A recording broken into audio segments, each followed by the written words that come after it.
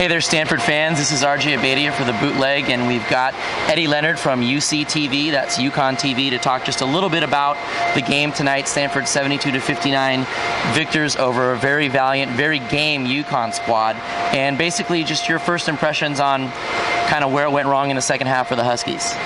Well, right off the bat, I think foul trouble got the best of the Huskies early because Abeytia spent most of his time on the bench for the first half, only played 4 minutes in the game, and UConn just can't have that. They were eaten alive down low when Stanford wasn't shooting lights out from the three-point range. So you got to stop them one way or the other, and unfortunately, they weren't stopping them from three, and they couldn't stop them down low. So I thought Abeytia, when he picked up that fifth foul around the 6-minute mark, was huge for UConn. Yeah, UConn is one of the best defensive rebounding teams in the country on just about any other night, and tonight Stanford was able to get to the boards, as you said, and a lot of that due to the foul trouble that you were talking about. So your impressions of this UConn team, and we talked a little bit off camera about the fact that they didn't look like a national championship team tonight, but they also didn't look like one a year ago, and you saw how that ended up. So maybe just compare where this team is now to where last year's team was. Record-wise, you would say that these teams are very similar, but the difference between these two teams is this UConn team can't really finish games, and they don't play smart, and they turn over the ball a lot. And yes, it has a lot to do with you have a lot of young players on the court. Hamilton's a freshman, Purvis is a transfer, Cassell, he's a sophomore, but he's new to the team.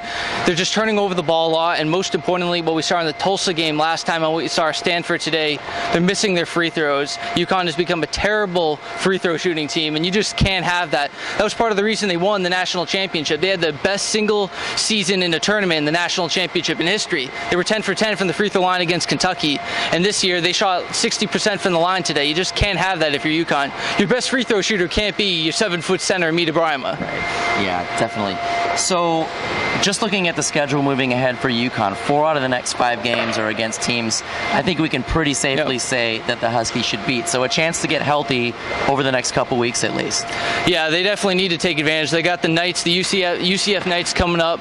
They got to take advantage of these home games. They've been on a crucial road stretch, which unfortunately came with 2 straight losses, but they got to kind of rebound on these road games, and they've got to capitalize on the conference games because UConn, they're not going to allow a 7 seed in the AAC with no competition to get into that tournament, so they can't afford to lose these games against Tulsa regardless if they're a #1 seed in the AAC.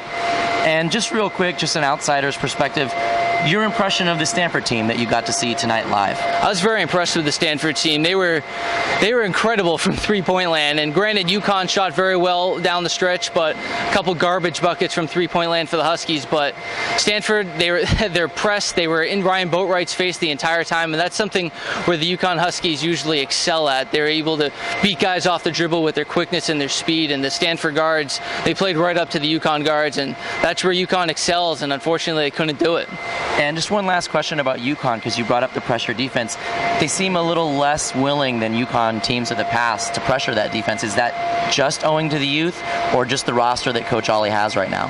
I think you obviously can go with the youth a little bit, but I think definitely the roster, because most of these players aren't really defensive type of players. You have Ryan Boatwright and Terrence Samuel, basically your only guards that want to play defense. A lot of them, Rodney Purvis, he got beat off the dribble at least 3 or 4 times today, and they just can't afford that. So you can't really have 2 guys in a rotation of about 6 guards that want to play defense. That's not going to win you a championship. Yeah, no, not at this point. But again, you never know what happens in March and where these teams go. So it'll be interesting to see following. But we thank Brian Leonard from UCTV for joining us. Eddie, it's all good.